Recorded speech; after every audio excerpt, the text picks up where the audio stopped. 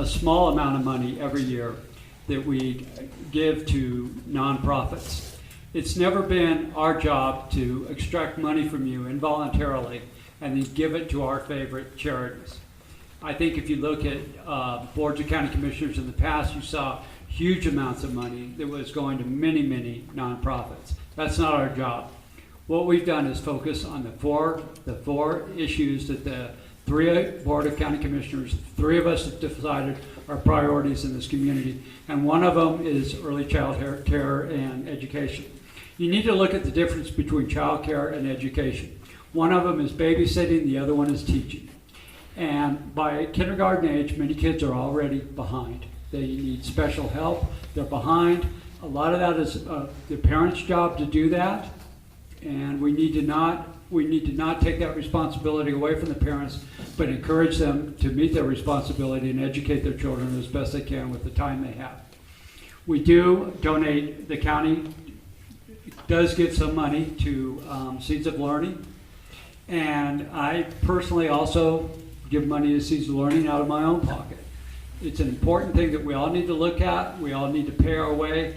And again, child care is a problem whether you have children or not. And I think we need to look at regulations to see anything that we can do to add on to that, to it to where there's more spaces for these kids that need a safe place to be while their parents are at work.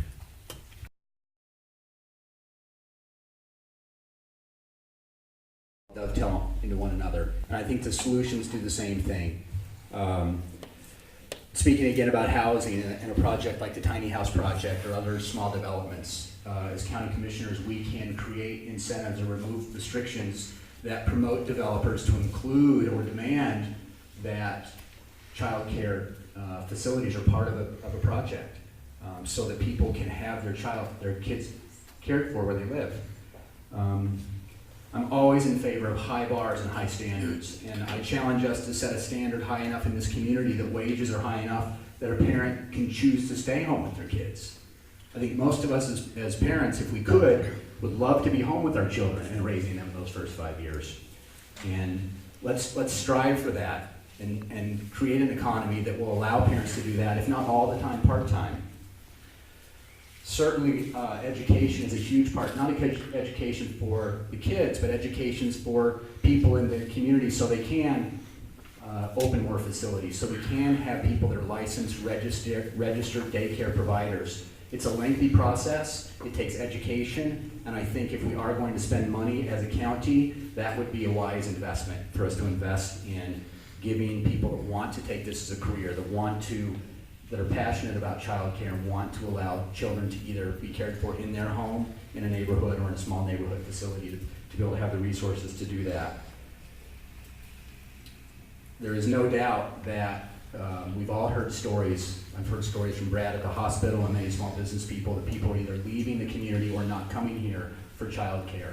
And it has to be one of the top issues that we address. But looking at the ways that we can change the regulations, that we can support more people getting into the field, more people taking this up as a job, an honorable profession that you can make a reasonable living at to raise your children, and then let's please strive for a community and economy strong enough that if you want to stay home and be a stay-at-home mom or a stay-at-home dad, that we're able to do that here.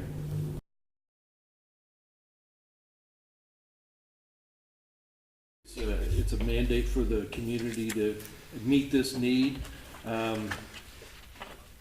While I was on the board for PLPOA, it came to our attention that there were some single-family home owners that were doing child care out of their home, and whether we should get involved in that and set standards for whether they should be there on parking and all that kind of thing. And we decided to stay out of it because the need was so great that we shouldn't get involved in a child care operation. And that's a two-sided coin, because on the other side of it, it might put children at risk who are in a situation where child care is not being done correctly. Anytime you have a void, somebody's going to come in and try to fill it. So I think it's up to government in this instance to show some initiative and get out there and try to put together something. For instance, we talk about business incubators. for helping businesses in the community. Well, childcare is a business, and we could be training people to start their own childcare business so that they're trained, they know the standards, they know health, safety, and standards are out there. So there are ways that we can put these things together so that childcare is done right. It can be throughout the community, and that's the way people are going to be able to get to work and trust that their children are being taken care of. If there's a risk there, as I think Steve said earlier, that works against us in getting a good workforce to stay here because they don't want to have their children at risk. So this would be a good way for us to solve two problems at the same time. We get people in an incubator learning how to run a child care business, and also then we solve the child care problem at the same time. Thank you.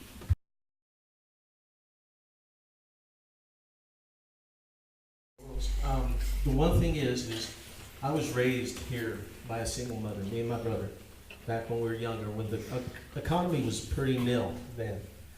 You know, and I know my mom would have wished she'd have had child care then because, you know, we pretty much had to take care of each other. Now, the thing is with child care, there's the state handed down regulations and rules that are pretty stringent for daycare centers. You know, my sister-in-law has a daycare here. I hear it all the time. You know, infants, to take care of infants, they have to follow through so many rules and regulations and procedures. Those need to probably be changed or worked on. I can totally understand it. But the other part as far as education is concerned, it starts in the home. Education starts in the home. As parents, you need to teach your children. But it's also a village that raises a child. I was part of that. If somebody saw me out doing wrong, believe you me, my mom heard about it by the time I got home. So it's all of our problem, but we need to take care of each other as a whole.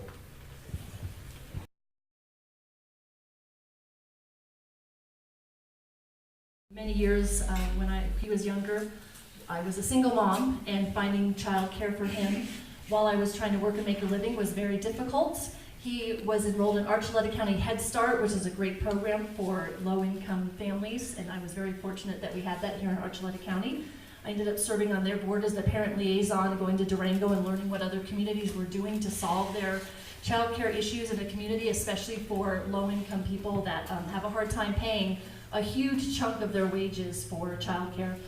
One of the reasons I worked at home for so long was because weighing out going to get a job in Archuleta County against what I'd have to pay for childcare for my kids did not work out, it did not compute. I was very fortunate that I had a job that I could be with my kids during the day, work nights doing computer work, meet with clients a couple times during the days, so my kids were always in very part-time daycare, but not everyone has that luxury. Seeds of Learning, my kids did go to Seeds of Learning, which is a really top-notch early child care center, but it's funded by grants, fundraisers, some public money, and we don't have a lot of those that are that top-notch. I do agree that sometimes impact fees or incentives for new developments coming in that are helping to fund childcare is very important as new places are being built in this community. And also training, we talked about training for youth.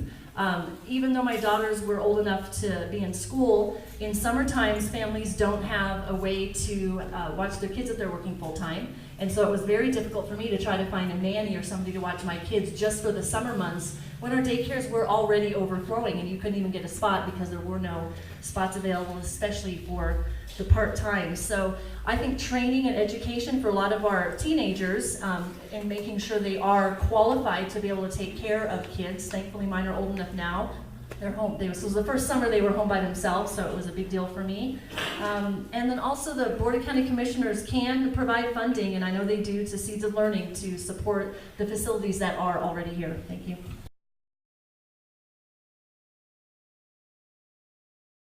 I think I know a fair amount about childcare because my wife Teddy, who has supported me in this run for county commissioner, was the first director of the Seeds of Learning, and it started out at the Methodist Church.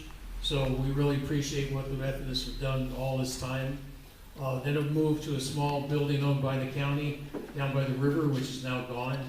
And then Seeds Learning eventually graduated to where they're at. So you've also got the Head Start. Head Start has got a different funding stream than Seeds of Learning.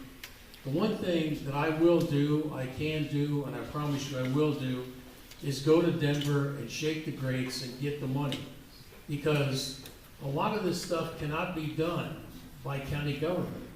But the good thing about being a county commissioner is you've got a position. You can go to Denver, you can go to the feds, you can go to USDA or go to the Department of Education and say, I'm a county commissioner in Archuleta County, we're a rural county, and we really need this grant or that grant or whatever support it is. So that would be the thing. We've got a lot of good providers, a lot of good people, we can train more people to do the job, but you've also got to go to where the money is. And right now the money is with the state, and it's also with the federal agencies. Head Start's fully funded by the feds. And then you've also got the different grants, making agencies, foundations. Those are all the people you need to go shake their hands. So I think that's what a commissioner could do to increase the quality and the amount of childcare available here. Thank you.